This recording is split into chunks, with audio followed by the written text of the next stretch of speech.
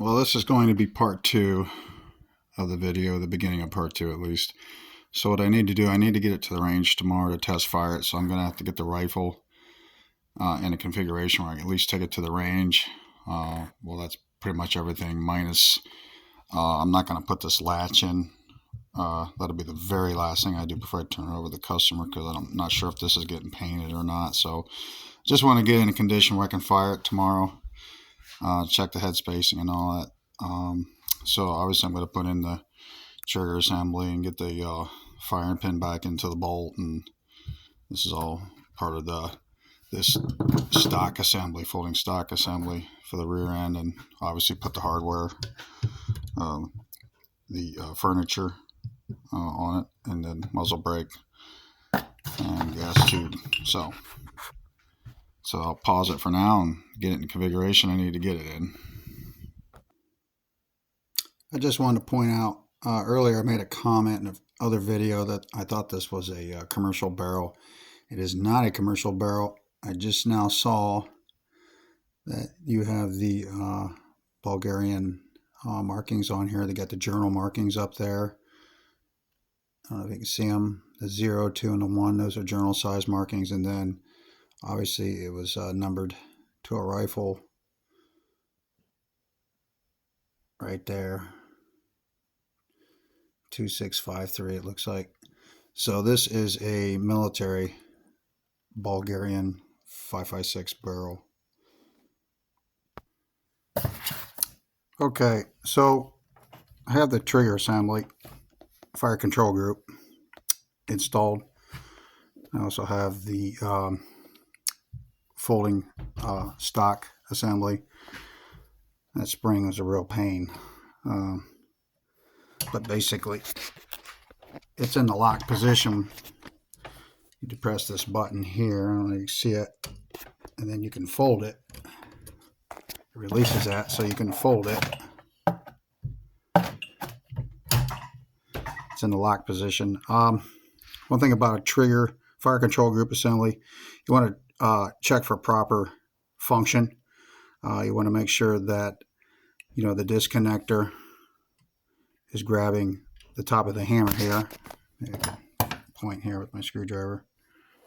Get this. So you want to make sure that this disconnector grabs this top of this hammer, and then you also want to make sure that the safety catches the bar.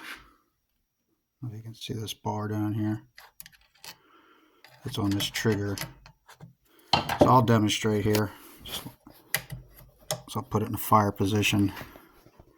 So I'm going to pull the trigger, put my thumb, I'm just going to release the hammer here. So I'm going to pull the trigger, I'm going to cock the hammer down. I want to make sure, holding the trigger, that that disconnector grabs that hammer right there, which it does.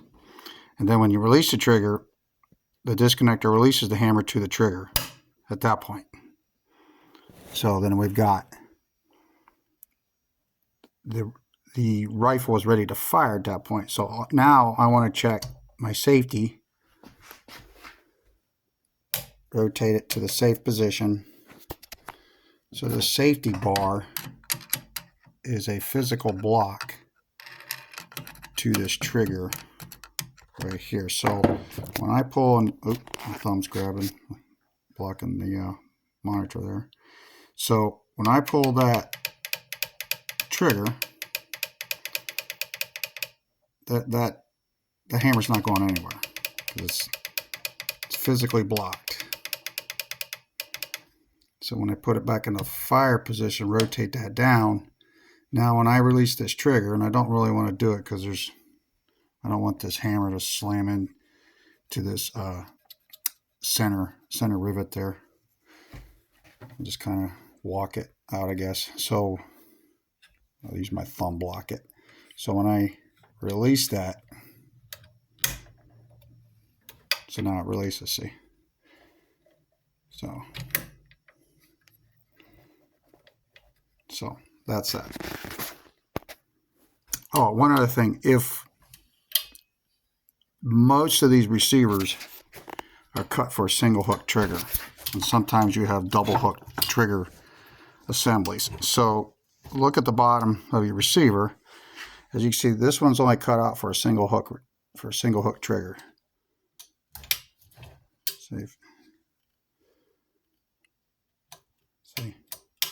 there's only one cutout right here. If it was for a double hook trigger, there would be another cutout on this side right here. So you can't put, just FYI, you can't put a double hook trigger into a single hook receiver because it won't work. You won't even get the access pin in. So that's another thing to be aware of, whether this receiver is cut for a single hook like this one is, or a double hook. So you can use a single hook and a double hook receiver, but you can't use a double hook trigger in a single hook receiver. So, well, here we are. I got it together. Noticed one thing when I got it together. Seems to be missing a rivet on the rear trunnion right here, so I'll have to put a rivet in here. Magazine fits tight in the trunnion, magwell.